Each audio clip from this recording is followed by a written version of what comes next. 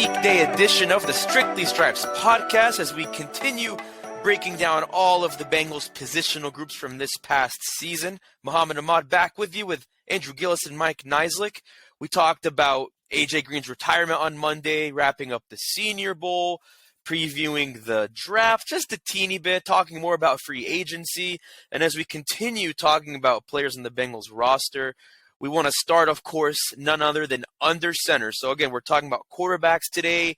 Throughout the rest of this week, going into next week, we'll talk about running backs, wide receivers, tight ends, everyone on the defense from up front to the backfield, just so we can sort of have a snapshot of what things looked like last year and what they'll look like moving forward for the Bengals. So, of course, this is an easy one since we're talking about quarterback Joe Burrow. We'll get to Brandon Allen later because he actually is going to be a free agent, so we'll talk a little bit about him. But simply put, I actually wrote about this a little bit on cleveland.com/Bengals, so for those who want to read it, they can. But his numbers, regular season numbers at least, were pretty spot on from last year. He threw 3 fewer interceptions. He took 10 fewer sacks. His passing yards were about the same. I think he just threw for 100 yards more in 2021. The big thing that stood out to me, though, is he doubled his rushing attempts, and he had more than double his rushing yards. He had 257 rushing yards in 2022. He had 118 the year before that. We've talked about it on the podcast. A big reason why isn't just because of, his ability to kind of read defenses, maybe in a way that, not that he couldn't do before, but that he kind of had a sixth sense for this year. And the biggest thing beyond that is I think his ACL was in much better shape than last year. He's a lot more fully healed. So I think he wasn't as worried about taking some of those runs. Maybe he didn't take it at the beginning of 2021. The big thing for me, if you just want to talk about why did Joe Burrow get better or how did he get better, he was just quicker with his legs, quicker with his release, quicker with his wrist, quicker with his decision-making, pre-snap audibles. He was just faster. I think that's really the thing. If you look at his numbers, for example, the only quarterback that threw faster than him was Tom Brady. When it came to third down situations, he had the 5th best conversion rate among quarterbacks who ran the ball on third down. If you look at ESPN's, NFL Next Gen stats, he was 2.2% more accurate than what they predicted he would be with his passes. So, for example, he completed 68% of his passes this year. He was predicted to complete 66% of those passes, so he was 2.2% better than what they predicted. And that's a metric that's obviously debatable. I mean, it's an algorithm that Next Gen Stats uses, but his game was just a lot faster this year. That's why I think he was an MVP finalist, rightfully so. What stood out to you guys this year just about Joe Burrow, and where do you think he got better, whether it was in those aspects or other things that you saw from him? Yeah, I think there was a really, really good article in The Ringer by Ben Solak about this, and I really agreed with it. He wrote a story basically, if you compare some of the stats from year 1 to year 2, adjusted net yards per attempt, turnover-worthy plays, average depth of target, things like that, some kind of advanced numbers, and you compare 2021 Joe Burrow and 2022 Joe Burrow, when you look at him, you kind of say, 21 Joe Burrow might have been better. But that I think is kind of smoke and mirrors, because if you look at kind of how they got there, Burrow's passer rating went down. His picks and touchdowns were pretty much the same, but last year they were really, really high in explosive plays. They were really, really efficient at those, but it's not really a sustainable way to build an offense by just saying okay, we're going to try and, catch 6 touchdowns of, 50 yards or more every game. It's really fun. It's a really cool way to win it. You've got the receivers to go do it. But, Joe Burrow said this year, we have to be kind of more consistent and less reliant on big plays. We talked a lot on this podcast about the cover 2 looks that they saw, about the 2 high safety looks that they saw. And he just did a really good job of kind of taking what defenses gave him. It might not have made for the sexiest offense all the time. He had to, check some stuff down. He had to make some throws that he probably didn't really want to make because it wasn't as glamorous when you take a 5-yard gain rather than throwing for, a 55-yard gain. But, he really kind of commanded the offense. And, I think he did a really, really nice job at making sure the offense just was really consistent, and making sure that there really wasn't a weak area of their game. I thought that consistency was the big key with Burrow. We talk about growth and maturity, I think, is what when you're facing the different defenses, they found ways to win. Looked kind of ugly there the first few weeks, but they rattle off that big win streak, and that's because they were able to adapt, and Joe Burrow was basically able to counter kind of whatever defenses threw at him. He's 22-10 the last 2 years as the starter, and you just kind of feel like he's growing, he's maturing, and he's going to become essentially, I think, what they're going to gear this towards is basically a Peyton Manning type, where he's calling the offense himself at the line of scrimmage. They'll give him a handful of plays, and he'll get to kind of pick. It felt like that at times this year, and I think he knows his own strengths and weaknesses, and he could play to that. He didn't force a lot of throws. There was that one game where he had like 3 bad throws against the Ravens, and everybody was like up in arms. Just what happened? It's like, well, you can have a bad day, and his bad day was like 3 bad throws. So it's pretty incredible that you can count kind of almost on one hand the amount of mistakes he made kind of down the stretch. Just obviously, taking that next step to be one of the best, in the league. I wasn't there for this, but you guys were. I mean, in that season opener when he turned the ball over 5 times and threw 4 picks, did you think he's just having a bad day? He had the appendectomy in the preseason. He's, shaking off some rust. Or did you think, oh, man, this is going to be a long year for him? Like, what was your first impression when you guys saw that? And then, you talk about how impressive it is to get to where he is now. Like, what really impressed you about just the way he really shook that game off, and what did you make of that? Well, I think everybody made it that it was the offensive line, really. Right. If the offensive line was going to play like that, it was going to be a long year. Joe Burrow didn't play very well, but that game was sort of a mess from the start in terms of the offense, and it looked like a team that really hadn't played together in the preseason. And I think that not the preseason games, but the training camp in terms of getting reps together. It just really showed. I don't think anybody was sort of like, oh no, Joe Burrow's in trouble. I think it was that there's some rust that he needed to knock off, and it took 2-3 weeks. Yeah, I mean, like I said, he had an appendectomy, so like if you really think about it, like he had that last year. He was still recovering from the ACL injury from his rookie year, and going into his rookie year, I mean, that was when COVID hit. So like he was sort of that first draft class affected by COVID. So he hasn't had what we can call like a traditionally normal preseason, whether it's because of external factors or just internal, like health, personal factors like his ACL or his, appendix. I mean, that's the thing. And I'm not saying, oh, it completely threw him off, but that's where you could say, oh, well, maybe in 2021, yeah, the Bengals didn't win more than 2 games at a time. And as of course, ACL wasn't all there until like this year. And then this year, you have the 4-4 start, the 0-2 start before that, the loss to Baltimore that dropped them below 500 again. That's the best thing, really, is just how he learned from that, how he got better from that. The best players in this league, they'll make mistakes, they'll have absolute duds, but the ones who can do it all, the ones who learn from it. And like you said, Andrew, he was very consistent. Throughout that 10-game stretch, he was just smooth and steady throughout. I mean, other than maybe like that 2-pick game against the Steelers coming out of the bye week, which was like, I think it was week 10 coming out of that. I mean, other than that, he was just cruising. And whether it was against the Chiefs, whether it was bouncing back from that first half against Tampa Bay, I mean, he's in control. And I know we talked about like at the end of the year, and this isn't just about Joe Burrow, but this is kind of like their offense. We were like, where's that killer instinct? Like when they played the Ravens in week 17, when they had that near collapse against the Patriots before that, when they played the way they did against Tampa Bay, it makes you wonder like, well, are we going back to that inconsistency we saw? Not that it's all on him, but I was like, I don't know. But once they got to the playoffs, he got it back. And I think even with the way the Chiefs got to him in the AFC Championship, he still had it for the most part. I think KC just had a really, really good game plan. I don't think that was anything on Burrow, but I mean, yeah, he proved himself beyond expectations, and that's why I want to ask you guys this.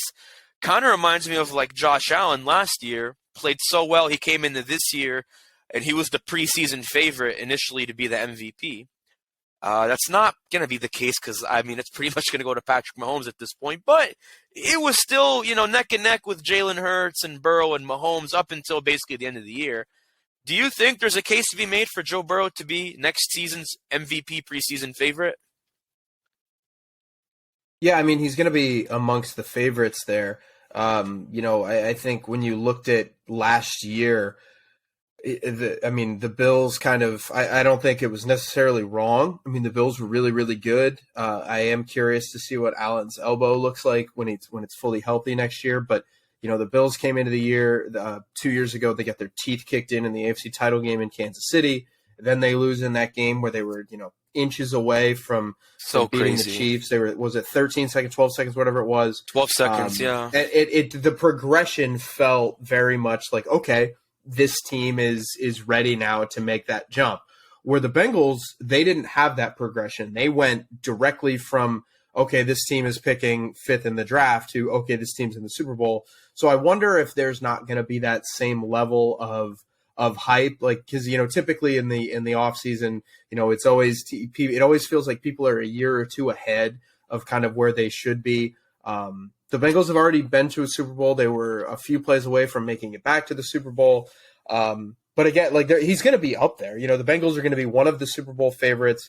He's going to be up there in terms of MVP favorites.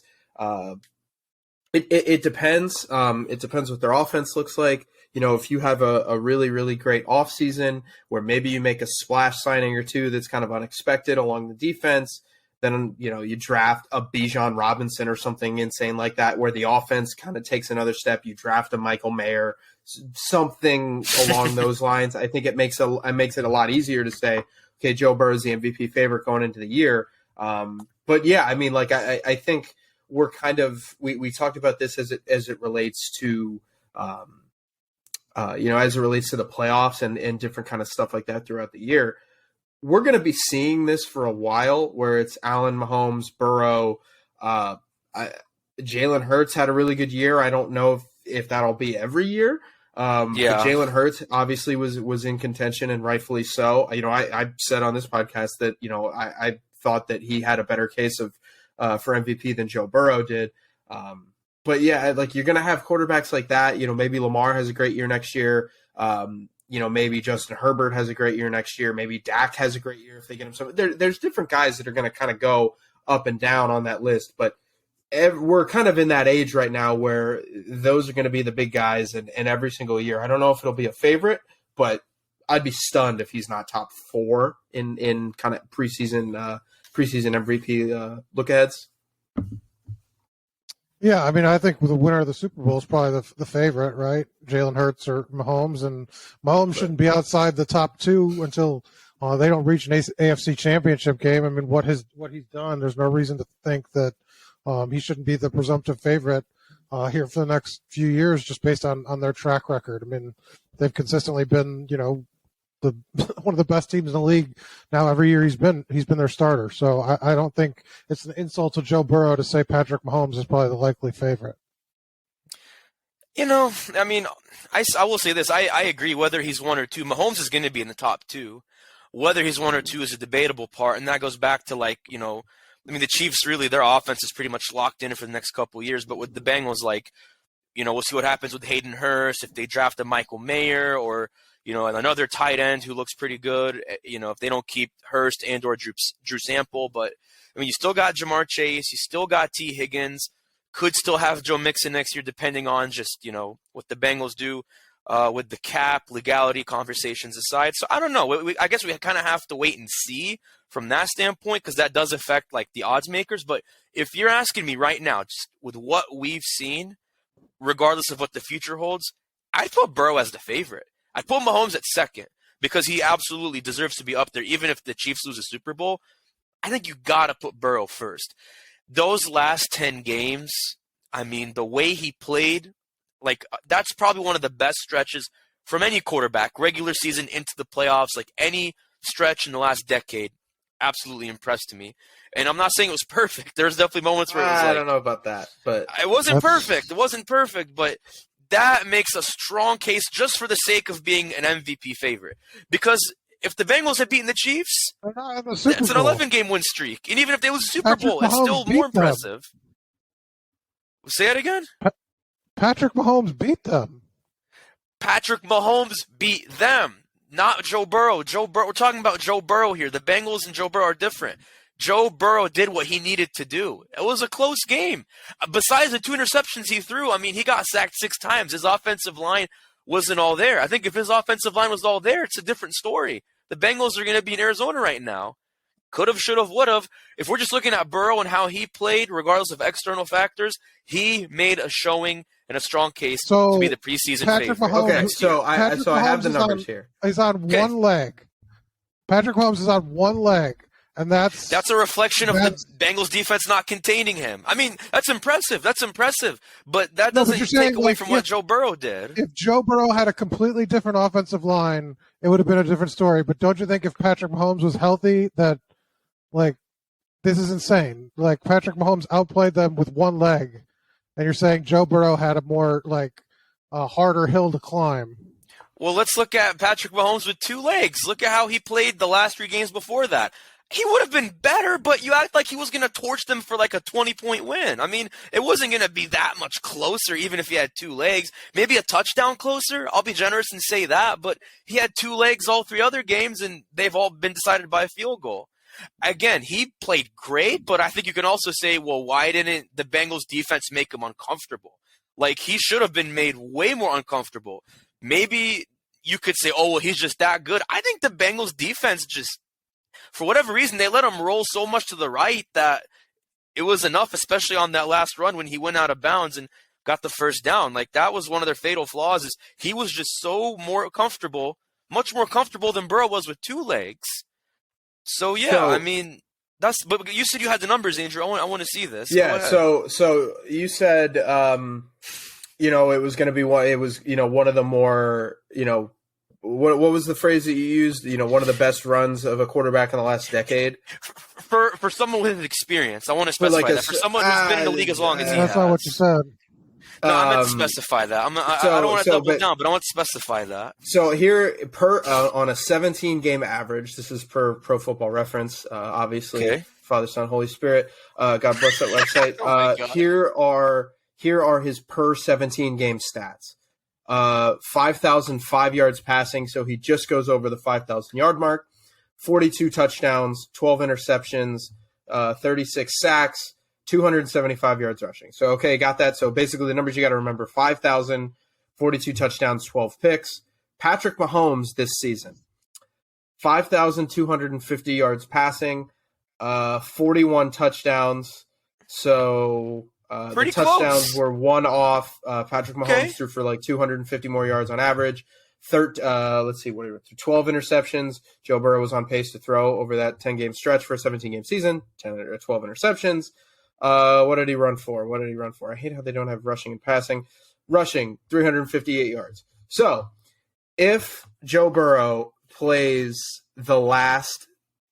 next season like he did the last 10 games of this regular season, and assuming he plays all 17 games, that is, he would have thrown, on average, one more touchdown pass, but the only thing that would have been better were his completion percentage and his touchdown passes, which were 1. Were still thrown for fewer yards, same amount of interceptions, less rushing yards. So, Mahomes is still really good. And, the things that I think we discussed, a little bit with the MVP conversation throughout the year was Patrick Mahomes is doing this, throwing to, again, no disrespect to these guys, Juju Smith-Schuster and Kadarius Toney. Yes, he has Travis Kelce, but, nobody's going to dispute that Joe Burrow has a better supporting cast. So, Patrick Mahomes was doing all that crazy stuff with a quarterback with a receiving core that is just not as good as the Bengals have. So,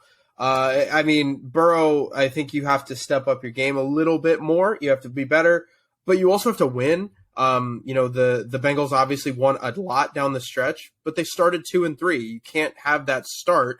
If you want to do what this team wants to do and what you want Burrow to do, because you saw it would have been really nice for them to play at Paycor Stadium in the AFC title game. You finished 12-4, but the Chiefs finished 14-3. So there's still another level for Burrow to get to. So before I get to what I want to say, I like that you mentioned that, and I actually agree. He can still get better. He can get better with taking sacks.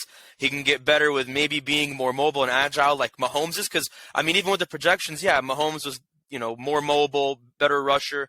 I mean, what do you want to see better from, Burrow next year? I mean, he has such a high ceiling. The ceiling, is just so high for this guy. But, how much higher can and should he get, by improving next year? What do you want to see differently from him? Or added on at least? I think that they could. Andrew mentioned some of the numbers about yards per attempt, and their downfield passing was down. I mean, they're going to have to get back to that a little bit. You want to be a little more explosive. I think there were times when, they just weren't as sharp in certain stretches of games, that back half of the season that were New England the second half, the first half against Tampa Bay.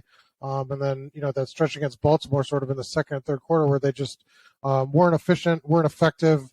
There were too many of those stretches, I think, for as good as that offense is and for as much talent as they have. I know they're playing good teams, but I think you'd like to see them put more games together, full sort of efforts. And I think they showed that in Buffalo how dangerous this team can be when they play a full 4 quarters. So I think that's where he needs to sort of, that's on the offense as well, and the play calling and things like that. But it's a team effort that starts with him because you saw the offense goes as he goes. Yeah, I think that's what I thought about is when we talk about that first half of the season, that 4-4 start, they just weren't able to get those explosive home runs they had, during Jamar Chase's rookie year, during Burrow's first full true season as a starter. And, it came with growing pains. They had more cover 2 looks, and I think teams kind of threw them off a little bit. But, they had the consistency from that point on. I think he just needs to build on that consistency, stay with it, have more of that killer instinct like you mentioned with that New England game where it kind of fell off in the second half. That's the big thing for me, but I want your all's take on one more thing before we take a break. Carson Palmer, former Bengal, also just like Burrow, a former Heisman Trophy winner back in his heyday. He said on a podcast, I think it's called The Room Podcast, he said this a couple days ago, about 3 days ago. He said he thinks Joe Burrow is the best quarterback in the league. And I'm reading more of what Palmer said. Quote, Patrick Mahomes is phenomenal, but I think Joe's more consistent. Talk about not having a weakness, mentally strong, physically tall, accurate, can throw it fast enough, like I attributed to, gets the ball out quick. And this is what he said too. Hear this. I think he's athletic outside of the pocket. He can do a lot of the same things Patrick Mahomes has done. He hasn't done it and showed it yet. He's played well within his system and his style, but I think he's the best quarterback in the league. Let's just set this here right now. Carson Palmer does not have love for the city of Cincinnati. He does not have love for the Bengals. So he is not biased towards the Bengals. We would know if he was. I think he really means what he says, and he says what he means. Is he telling the truth? Could we imagine a world where Joe Burrow is outperforming Patrick Mahomes for as good as Mahomes is? For as talented and amazing as MVP worthy as he is, can Burrow actually show he is better than Patrick Mahomes? Well, I mean, he not can. right now because do you believe it? Do you believe that he can actually do he's that? Not how playing. much faith do you have in that? Playing right now, so I think one's going to be able to show their MVP this week. Well, next season, I'm talking beyond just next year and just for the rest of time, for all we know. I read his comments as saying he's the best right now, and we've already established that he's not. So yeah, I know it sounds hilarious. These things are always funny because you have a guy who played quarterback in the NFL, played quarterback at a high level of college football, and then you've got me who has never played quarterback in my life. But Carson Palmer's wrong. like Joe Burrow is not the best quarterback in the league. That's why we do this podcast. Patrick Mahomes is the best quarterback in the league. I know because I've seen it. And again, that is no real disrespect to Joe Burrow unless you're sitting there thinking that he's being somehow wronged and disrespected by people telling him that he's the second best quarterback in the league, which again, there's a really, really good case for. No, it's Mahomes is the best quarterback in the league. Oh, I wish we could get Carson Palmer on this podcast one day. That would be such a blast, but only one can dream. But when we come back, we're going to talk more about the future with Joe Burrow, as we've been alluding to, what his contract extension could and should look like, what it compares to among some of the top earners in the league. Plus, we do our final overall quarterback roundup for the Bengals this season. But before we go to break, again, we've been talking about Cincinnati Football Insider. If you keep wondering what Cincinnati Football Insider is, since I bring it up all the time, look, it's simple. It's a community of fans who want the inside scoop on the Bengals and a direct connection to this podcast and the reporters who cover the team, a.k.a. me, Andrew, and Mike. Here's how it works. We'll text your phone a few times a day with breaking news, analysis, and insights. We're giving you the inside scoop, and we're going to give you the inside word before it even hits Twitter or social media. You can text us directly. You can just cut through the clutter of Twitter and all the social media trolls, and it's just $4.99 a month. But listen, if you're not sure, try it for 2 weeks. And if you don't like it, you can text the word stop at any time.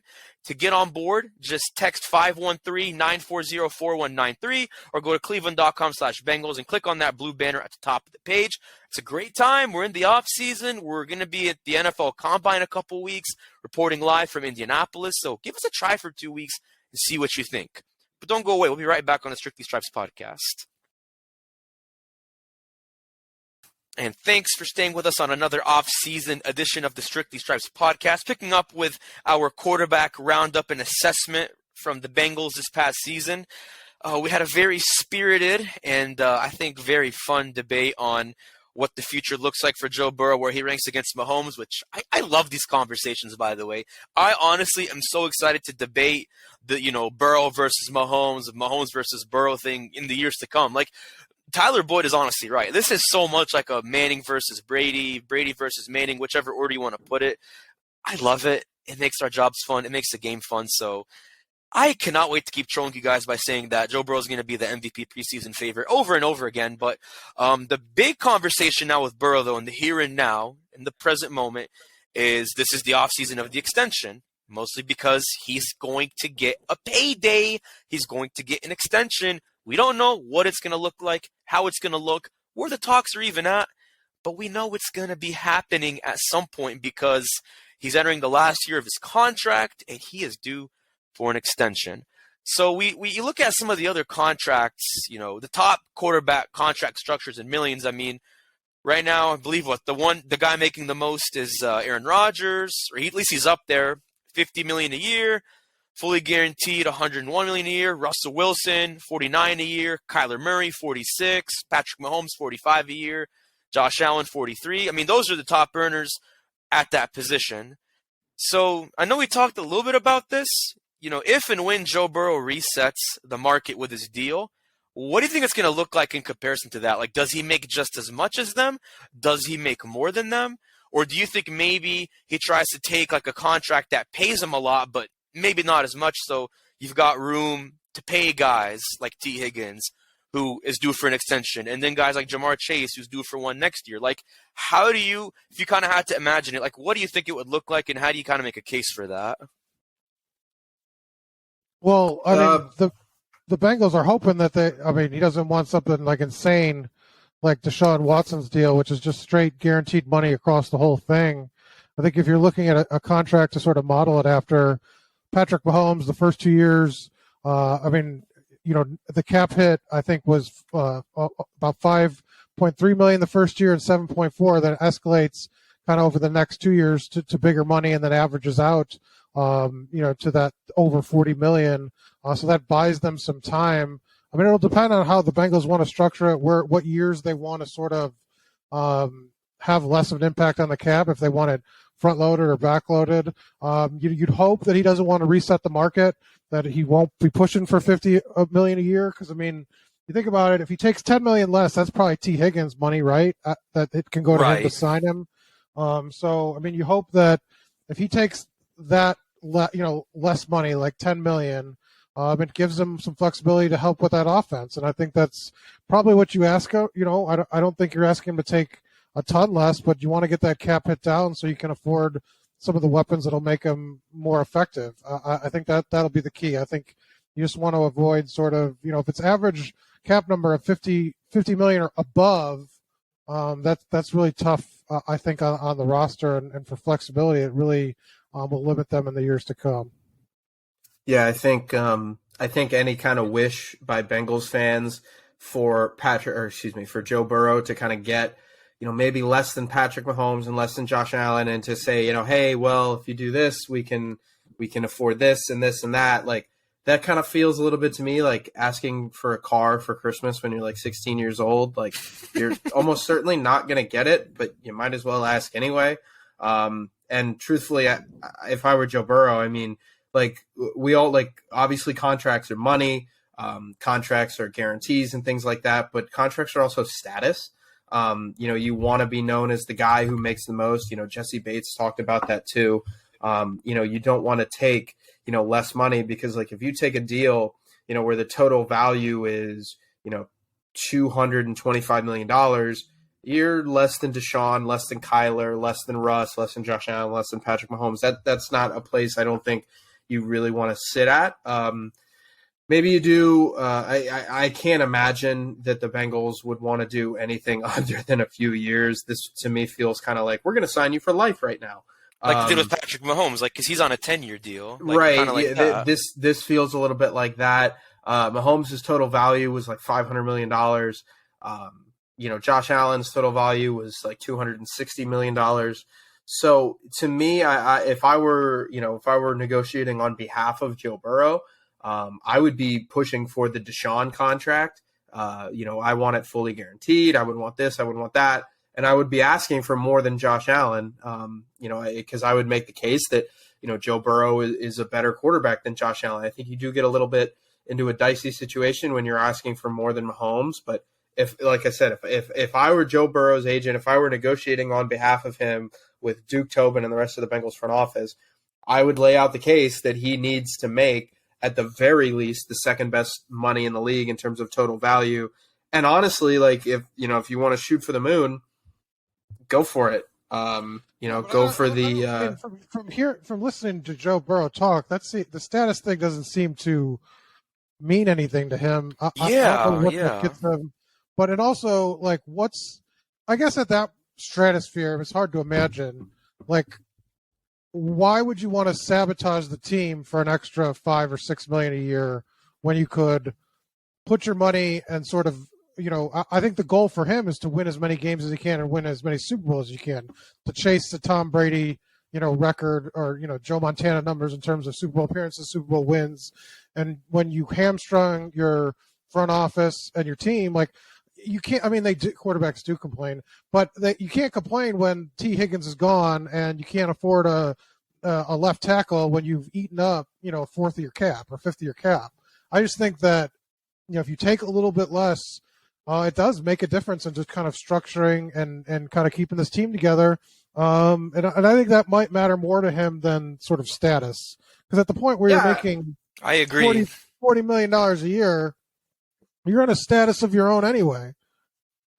Well, right, but like, if the difference is, hey, Joe Burrow's asking for 50, and the Bengals can kind of make the case, hey, 40 would get you this, this, and this. Like, if you sign an 8-year deal and you're taking $10 million less a year, do the math. Like, that's still, when you kind of add it up, a significant amount of money that you're leaving on the table. And I understand that, if you're talking, here's a $320 million contract as compared to what would that be, a $400 million contract? I understand that, like, to us, that sounds ridiculous. But like, it's $80 million that you're leaving on the table. So I get that. The point would be, is like, if status mattered, he could make millions of dollars in advertising deals. Right. And he does make some money, but he chooses. I think advertising is different than contract negotiations. No, but my point is he doesn't seek out these other revenue streams.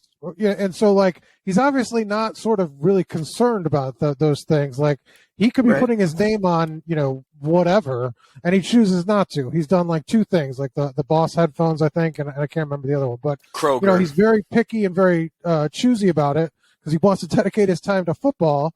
And exactly. So to me, that seems that he'd be a player that is more focused on the wins as opposed to sort of, and you could, and the counter is you make more of it guaranteed to give him less. I mean, there are ways around sort of that part of the contract to make sure he gets as much money as he can sooner than if he's willing to take less, give him more money sooner so he can accrue that in case something happens at the back end of his career. Because a lot of these contracts are structured in sort of bonkers numbers, but then, the last, 4 years are voidable or whatever. Deshaun Watson, no, which is insane, but a lot of these contracts are. So I don't know. I just think that I'd be surprised if his deal's over $50 million per year. That'd be my surprise. Yeah, over's I a lot. agree. I also could see. I mean, we don't know where his head is at as it kind of relates to this specifically, where kind of every thought he has, but I wouldn't doubt it. I mean, Joe Burrow, he kind of everybody talks about this mode that he gets into where, nobody can touch him, nobody can beat him. I'm not sure that he's sitting there going, if we don't have T. Higgins, I'm going to be really in trouble, because I think that there's a part of that competitiveness with Joe Burrow that everybody kind of hypes up and everybody kind of talks about, where he's like, just put the ball down, give me any receiver, and I'm going to go beat any single defensive back in the league. Doesn't matter if it's Trent Taylor or if it's T. Higgins. And I'm not saying that that's a right thing to think, but I wonder if that plays into it, where if he's saying listen, I don't care who I have at receiver, I'm good enough to win with blah blah blah. And again, Chiefs just went to the Super Bowl with one really good receiver and a bunch of shoulder shrugs. So I don't know. I don't know how much that necessarily plays into it, where, Joe Burrow's sitting there going man, if we have to cut Tyler Boyd after I sign this deal, or whatever it is, whatever the move is, if he's going to be I think this could really hurt me. I think that it's kind of the opposite, where he could say, you know what, I am that dude. I can throw it to whoever, whenever, and we're going to win. I mean, you both make really good points, but I feel so much more strongly about what Mike said, because he seems like a very simple person. Yeah, he wants to get paid. He wants to get that payday because he earned it and it deserves it. But does he really care if Deshaun Watson's making more than him? I don't think he cares about, Russell Wilson makes more, Kyler makes more. I don't think he really cares. They could make more, they could make less. But at the end of the day, he could say that he's winning more than them. I mean, he's been in the league half as long as Deshaun Watson, and he's already done way more in 3 seasons than Deshaun or Kyler has. I mean, I know Russell Wilson has a Super Bowl ring, but what has Russell Wilson done the last 3-4 years? Really nothing, and he hasn't shown it in Denver. I really don't think Joe Burrow cares about that, but I think there's a balance to it. Like Andrew said, he is so confident that whether you give him Jamar, whether you give him T, whether you give him Tyler, or Trent Taylor or Trent Irwin, he's going to be confident, but I mean, let's be real. Who doesn't want to throw to T. Higgins? Who doesn't want to throw to Jamar? I mean, he'll throw to anyone if you force him with no option, but if he had to pick, I'd like to think he'll pick, I want to throw to T for the next couple of years. I want to throw to Jamar for the next couple of years. And then once those guys get older, or maybe they fall off, it's a different conversation. But I think right now, if it means he can have T via extension or whatever, and then Jamar gets extended when he's eligible next year, he'll take it. I think he'd take it. I think he'd be crazy not to. I get Mahomes did it without those guys, but you don't want to tell me if Mahomes could have Jamar Chase or T. Higgins right now, he would. Anybody would want them, really. I'm not even just going to say Patrick Mahomes or Josh Allen. Anybody would want those guys. So, yeah, Joe Burrow might be spoiled, but he's I'm spoiled and I'm going to take advantage of it. So I still lean more towards what Mike is saying about he doesn't care about the status and the honor and prestige. Because, guess what? Tom Brady didn't make that much through his quarterback earnings, but he had advertisements, he had his TB12 line, and I don't even really think he cared about the money in general. I don't think that's Tom Brady's, forte, but if he really did, well, he made it elsewhere, and he's going to make it with Fox next year. So, yeah, that 10-year, $375 million, it's going to hit pretty different, but money's money, man. Money comes and goes, but, man, we could talk about money for days, man. Money is what runs the world, but speaking of money and paydays, we can't end this podcast without talking about Brandon Allen, of course, as we finish talking about the quarterback room. The Bengals re-signed him to a 1-year deal in the offseason last year, so he is going to be a free agent again. The only quarterback on the roster besides Allen, not named Joe Burrow, is Jake Browning, who was on the practice squad, who was active for 2 or 3 games, but has never seen action in an NFL game in 4 seasons now. So, I mean, just simply put, do you just keep Brandon Allen for another year, have him stick around, have him compete with Jake Browning, or do you say, hey, Brandon, you've been great, but maybe we want to get someone younger and fresher, next to Jake behind Joe. What do you make of that? I think if you're the Bengals, you just keep him for another year. He's only 30. He's going to be 31 in September, I think. Yeah, he'll be 31. He has a good relationship with Zach Taylor. They were together in L.A. when Zach was the quarterback coach in L.A. when he was a backup to Jared Goff. He's a veteran. I think Joe Burrow definitely enjoys being with him. I think you just keep him for another year. Yeah, what do you think? I think that it depends on money. I can't imagine Brendan Allen has, a ton of leverage to kind of, negotiate a really, really ridiculous backup contract. One of those things, because Joe Burrow is obviously the clear starter. If you like Brandon Allen as kind of your replacement option, I could see that. But, I think you're kind of reaching the stage of Joe Burrow's career where, okay, he's going into his fourth year. He's been a quarterback now in this offense for 4 years. He's not, especially because he's when he came out, he was older. He's not one of those quarterbacks that, okay, you still need a veteran to kind of lead him. He's becoming that veteran guy. So I could absolutely see, maybe one more year, but, I wouldn't be surprised if kind of down the line, the Bengals start to add some rookies in the draft or in undrafted free agency or whatever, some younger guys with some upside to try and learn behind Burrow. So I think you're nearing that time, whether you're there or not now, I don't know. But I think you're nearing that time where you can start to have a young guy back up Burrow and see what he's got. Yeah, that's fair. I mean, if his cap hits $1.2 million, you probably take the familiarity over bringing in somebody new and having to worry about. It's one less thing to worry about when you got a guy that's been in the system for so long. Yep, done deal there. Yeah, we'll see what happens there. I mean, regardless whether it's him or someone else, I mean, Jake Browning's going to obviously want to compete for that backup spot. Again, never played a game in 4 seasons, but he's been with the Bengals since 2021, so he's about the same age as Joe Burrow, so age-wise there's no difference there. But stay tuned with us this week as we continue breaking down our position groups. Again, we're going to probably focus more on the offense this week, running backs, wide receivers, interior and exterior offensive linemen, and much, much more. But once again, for myself, Andrew Gillison, Mike and Isaac, I'm Muhammad Ahmad. Thanks for tuning in to another off-season podcast edition. See you tomorrow. Take care.